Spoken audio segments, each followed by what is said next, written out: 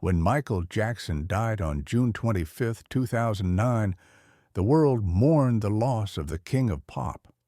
But behind the grief and the global tributes, a financial mystery was unfolding, one that would take years to unravel and reveal a fortune far greater than anyone imagined.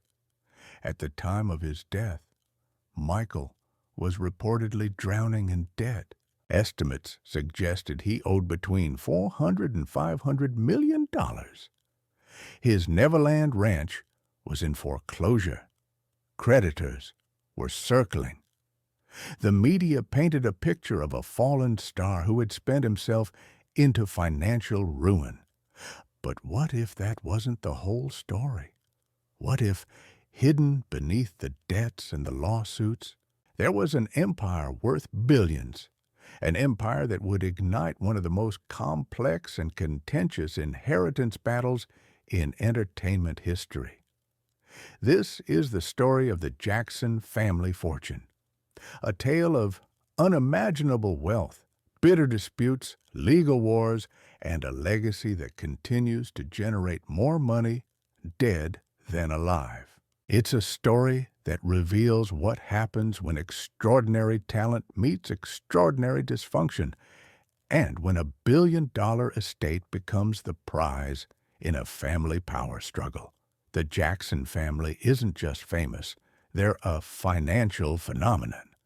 But the road from the small house in Gary, Indiana, to a global empire worth billions was paved with ambition, exploitation, and secrets that would only come to light after Michael's death. To understand the inheritance, you first have to understand how the fortune was built and how, even in death, Michael Jackson became more valuable than ever before. The Jackson story begins in the late 1950s in Gary, Indiana, where Joe and Catherine Jackson raised 9 children in a cramped 2-bedroom house. Joe worked in a steel mill. Catherine stayed home with the kids. Money was tight. Dreams were even tighter. But Joe Jackson had a vision. He saw talent in his sons, Jackie, Tito, Jermaine, Marlon, and especially Michael. Joe was strict. Some would say abusive. He drilled the boys relentlessly, turning their childhood into a boot camp for stardom. By the mid-60s, the Jackson Five were performing in local clubs, talent shows, and anywhere that would have them. In 1968, they signed with Motown Records. Within a year, they were superstars. Their first 4 singles all hit #1. Michael, the youngest performer in the group, became the breakout star. His voice, his energy, his presence, it was undeniable. But even as the money started rolling in, the Jacksons weren't seeing much of it. Motown controlled the contracts. Joe Jackson controlled the earnings. The children performed, but the adults managed the cash. It was a pattern that would repeat throughout Michael's life. In 1975, the Jackson Five left Motown for Epic Records, rebranding as the Jacksons. They gained more creative control, but the financial structure remained complicated. Joe still acted as manager. The brothers were still splitting earnings. And Michael was beginning to realize that if he wanted real wealth, he needed to go solo. Thriller changed everything. Released in 1982, it became the best-selling album of all time. Michael wasn't just a pop star anymore. He was a global brand. He commanded massive tour revenues, endorsement deals, and licensing fees. But more importantly, he started thinking like a businessman. In 1985, Michael made one of the smartest financial moves of his career. He purchased the ATV Music Publishing catalog for $47.5 million. This catalog included the rights to over 4,000 songs. including most of the Beatles' biggest hits. It was a bold, controversial purchase. Paul McCartney had wanted that catalog, but it turned out to be a gold mine. By the 1990s, that catalog was worth hundreds of millions. In 1995, Michael merged it with Sony's publishing arm to create Sony Sao ATV Music Publishing, retaining a 50% stake. This single asset would become the cornerstone of his estate's value. But Michael's spending was as legendary as his earning. He bought Neverland Ranch for $19.5 million and spent tens of millions more turning it into a private amusement park. He collected art, antiques, and exotic animals. He traveled with an entourage. He was generous to a fault, giving millions to charities and friends. By the 2000s, the cracks were showing. Legal battles over child abuse allegations drained his finances and his reputation. Tours were canceled. Album sales declined. Michael took out massive loans, using his music catalog as collateral. By 2009, he was preparing for a comeback tour, 50 sold-out shows in London called This Is It, but he never made it to opening night. On June 25, 2009, Michael Jackson died of acute propofol intoxication. His personal physician, Conrad Murray, was later convicted of involuntary manslaughter. Michael was 50 years old. At the moment of his death, Michael's financial situation looked grim.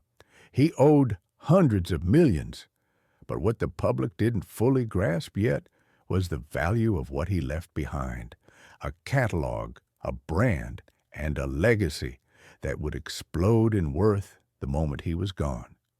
Within hours of Michael Jackson's death, something extraordinary happened. His music sales skyrocketed. Albums that hadn't charted in years shot back to the top of the Billboard charts. Thriller re-entered at number 3. Stores couldn't keep his CDs in stock. Streaming platforms crashed under the demand. In the first 12 months after his death, Michael's estate generated over $1 billion in revenue. $1 billion in 1 year. More than he had earned in the entire final decade of his life. How was this possible? Death, it turns out, can be incredibly profitable, especially when the deceased is a global icon with a catalog of timeless music and a brand that transcends generations. Michael Jackson, in death, became a perfectly controlled product. No scandals, no lawsuits, no erratic behavior, just the music, the legend, and the myth. But who would control this empire, and who would benefit from it? Michael had left a will. Signed in 2002, it named 3 executors: John Branca, a longtime entertainment lawyer, John McClane, a music executive and family friend, and Barry Siegel, an accountant. Siegel declined the role, leaving Branca and McClane in charge. The will specified that Michael's assets would go into a family trust. His 3 children, Prince Paris and Blanket, would receive 40%. His mother, Catherine Jackson, would receive 40% for her lifetime, after which it would pass to the children. The remaining 20% would go to charities. Notably absent from the will, Joe Jackson. Michael's father received nothing. Also receiving nothing, Michael's siblings. This wasn't an oversight. This was intentional. But not everyone accepted this arrangement. Almost immediately, questions arose. Some family members claimed the will was invalid. Others questioned the executor's authority. And then there was the matter of Catherine Jackson, 80 years old, grieving, and suddenly, At the center of a financial hurricane, Catherine was granted temporary guardianship of Michael's children. She also became the public face of the family's fight for control of the estate. But behind her stood a family fractured by jealousy, resentment, and financial desperation. Joe Jackson, despite being cut out of the will, launched his own legal challenge, claiming he deserved a portion of the estate. He argued that as Michael's father and former manager, he was owed compensation. The court disagreed. Joe received nothing. Michael's siblings also began making claims. Some suggested they had financial agreements with Michael that predated the will. Others simply wanted what they believed was their fair share of the family fortune. After all, they argued, without the Jackson Five, there would have been no Michael Jackson. But the executors held firm. The will was clear. The estate belonged to Michael's children and his mother. Everyone else was out. This is where the story gets messy and fascinating. Because while the legal battles raged, the estate was making money hand over fist, and every dollar earned raised the stakes for those who wanted a piece of it. The executors made aggressive, strategic moves. They renegotiated contracts, secured new deals, and protected Michael's image with ruthless efficiency. In 2016, they sold Michael's remaining 50% stake in Sony ATV Music Publishing to Sony for $750 million. It was one of the largest music catalog sales in history. They also licensed Michael's music for films, commercials, and tribute shows. They created the Cirque du Soleil show, Michael Jackson 1, in Las Vegas. They sold merchandise, reissued albums, and managed his brand like a Fortune 500 company. By 2021, Forbes estimated that Michael Jackson's estate had earned over $2 billion since his death.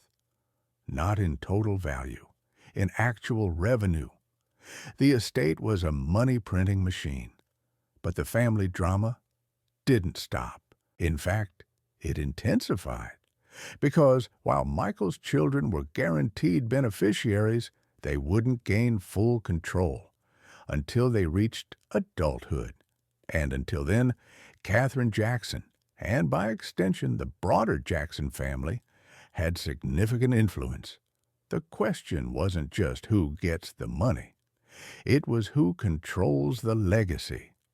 And that's where the real battle began. To truly understand the Jackson inheritance saga, you have to look beyond the courtroom drama and examine the mechanics of how the estate actually works and why it became so valuable so quickly. First, let's talk about the structure. Michael's estate is not a simple inheritance. It's a complex trust designed to protect assets, minimize taxes, and provide for beneficiaries over time.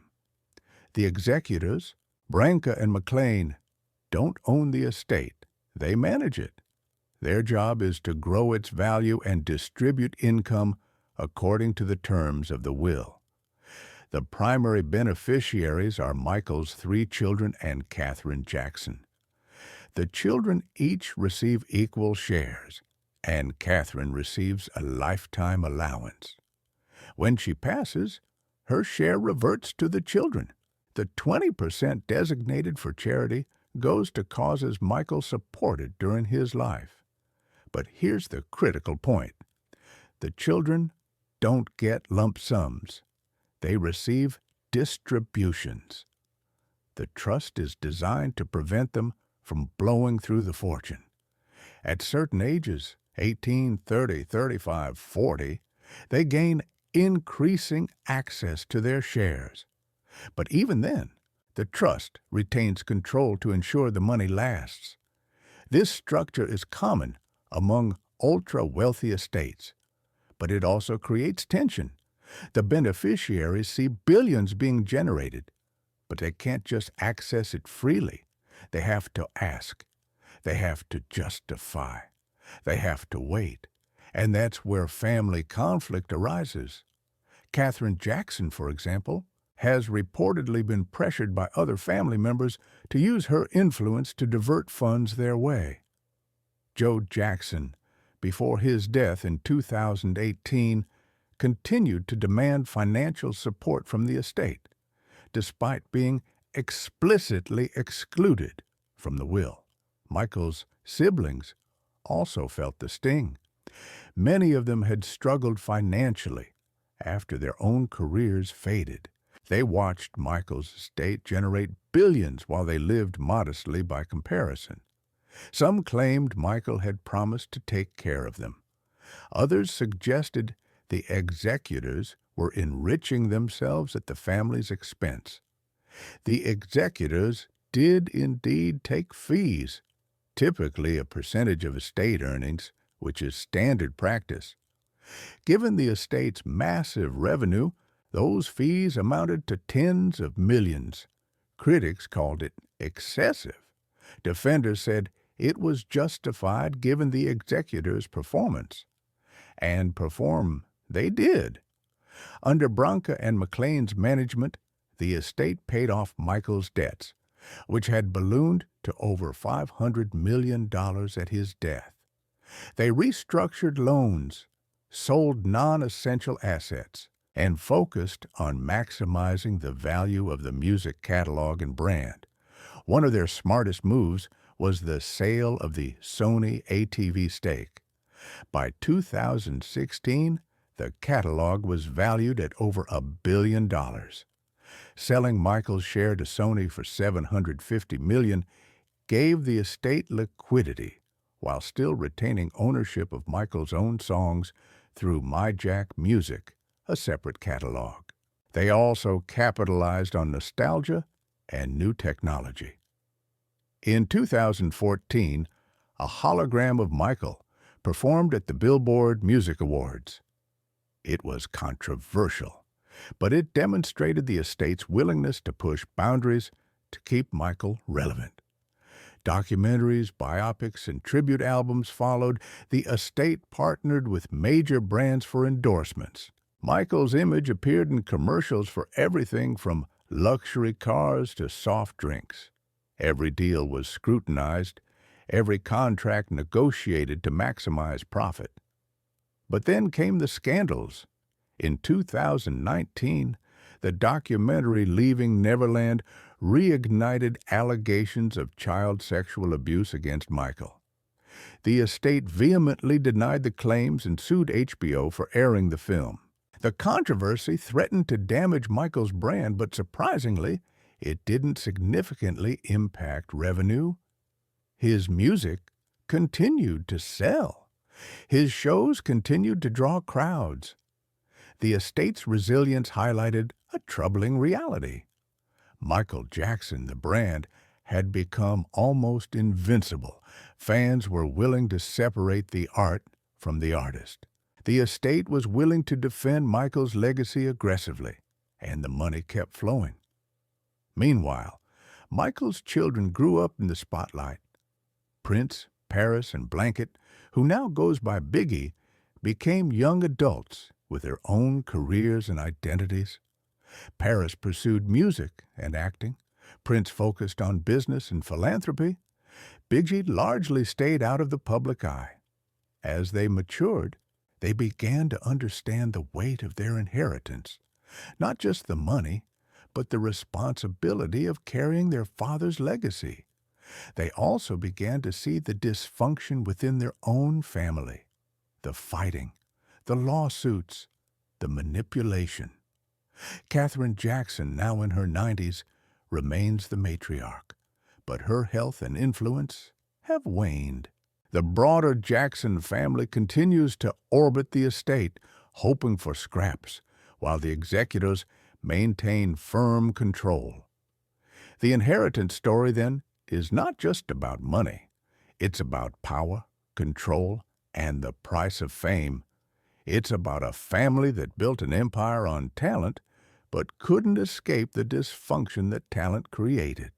The turning point in the Jackson inheritance saga came in 2021, when the estate was valued by the IRS at over $111 million, a figure the estate's executors vigorously contested. The IRS, however, believed the true value was much higher, potentially over $1 billion, when factoring in the full worth of Michael's image, likeness, and brand.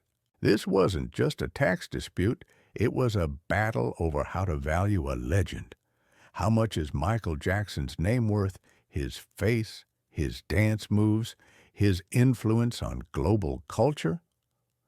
The IRS argued that the estate had significantly undervalued these intangible assets to avoid taxes. The estate countered that at the time of Michael's death, his brand was damaged, his reputation tarnished, and his earning potential uncertain. They couldn't have known he'd become more profitable dead than alive. The case went to tax court and became one of the most closely watched estate battles in modern history. At stake were hundreds of millions in potential taxes. But more than that, the case would set a precedent for how celebrity estates are valued in the future. In 2021, the court sided partially with the IRS, ruling that the estate had indeed undervalued Michael's image and likeness. The estate was ordered to pay additional taxes, though not as much as the IRS initially demanded. It was a compromise, but it underscored a critical truth. Michael Jackson's worth was incalculable by traditional measures. This ruling sent shockwaves through the estate planning world. Celebrities and their advisors began rethinking how to structure inheritances. The lesson was clear. Dying famous can be expensive. But for the Jackson family, the ruling also highlighted the absurdity of their situation. The estate was sitting on a fortune worth over $1 billion. Yet family members outside the will continued to struggle financially. Michael's nephews and nieces, his cousins, even some of his siblings, many of them lived modest lives while the estate generated astronomical sums. This disparity fueled resentment. Why should only Michael's children benefit? Why should executors earn millions while family members who contributed to the Jackson legacy get nothing? The answer legally was simple, because that's what Michael wanted. He chose his beneficiaries carefully. He excluded his father. He excluded his siblings. He even excluded his extended family. It was his money, and he decided who would get it. But emotionally, the answer was far more complicated. Families don't operate on legal logic. They operate on loyalty, history, and emotion. And the Jackson family had decades of both. Joe Jackson's death in 2018 removed one of the loudest voices demanding a share of the estate. But it didn't end the conflict. Other relatives continued to petition for support. Some claimed they had been promised money. Others simply believed they deserved it. The executors, to their credit, held the line. They focused on protecting the estate's value and ensuring the beneficiaries, Michael's children and Catherine, received what Michael intended. As Michael's children entered their 20s, they began to take a more active role in managing their inheritance. Prince Jackson started a production company. Paris explored music and activism. Biggie remained more private, but showed interest in film and technology. They also began to speak publicly about their father, not just as the king of pop, but as a dad. They shared stories of his kindness, his humor, his devotion to them. In doing so, they reclaimed part of the narrative that had been dominated by scandal and speculation, and they started to grapple with the question that every heir to a massive fortune must face. What do you do with this? How do you honor the legacy? How do you live up to it? Or do you even try? Today, more than 15 years after Michael Jackson's death, his estate continues to be one of the highest-earning celebrity estates in the world. Forbes consistently ranks him among the top-earning deceased celebrities, alongside Elvis Presley, Prince, and Bob Marley. The estate's value is now estimated conservatively at $1.5 billion, though some believe it could be worth significantly more when all assets, music rights, merchandising, brand licensing, and future earnings potential are fully accounted for. Michael's children are the primary heirs to this fortune. Prince, Paris, and Bijou are now adults. They've grown up wealthy, famous, and burdened by a legacy that is equal parts inspiring and suffocating. They've seen the best and worst of what wealth can bring. Katherine Jackson, now in her mid-90s, remains a beneficiary and the family matriarch. She continues to receive financial support from the estate and lives comfortably, surrounded by family. But her role in the estate's management has diminished as her children have aged. The executors, Branca and McLean, remain in control. They've proven themselves to be shrewd, strategic, and protective of Michael's legacy. They've also made themselves wealthy in the process, earning tens of millions in fees over the years. Critics will always question whether they've served the estate or themselves, but the numbers speak for themselves. The estate is worth more now than it ever was during Michael's life. The broader Jackson family remains on the outside. Michael's siblings continue to live off their own careers and ventures with varying degrees of success. Janet Jackson, the family's second biggest star, has her own fortune and doesn't need the estate. But others have struggled. Tito, Jackie, Marlon, and Jermaine have had modest post-Jackson 5 careers. Randy and Rebby have largely stayed out of the spotlight. None of them inherited Michael's fortune, and none of them will, unless Michael's children choose to share it, a decision that is entirely theirs to make. So what does the Jackson inheritance story teach us? It reveals the complexity of wealth, legacy, and family. It shows that money doesn't solve problems. It often creates them. It demonstrates that even the most talented, successful people can make financial mistakes, but also that a well-managed estate can turn tragedy into triumph. It also highlights the importance of planning. Michael's will, despite the controversy, was clear and legally sound. It protected his children. It provided for his mother. It excluded those he didn't want to benefit. Love it or hate it, it worked. But perhaps most importantly, the Jackson story reminds us that inheritance isn't just about money. It's about values, relationships, and what we leave behind. Michael left behind music that will outlive us all. He left behind children who are finding their own paths. He left behind a family fractured by fame and fortune, and he left behind questions that may never be fully answered. Did he do right by his family? Did he do right by his children? Did he do right by his own legacy? The answer depends on who you ask. His children will likely say yes. They've been provided for beyond measure. The executors will say yes. They've grown the estate exponentially. His siblings might say no. They were left out in the cold. And Michael himself? He's not here to answer, but his will speaks for him. And in the end, that's all that matters legally. What remains is the music. The myth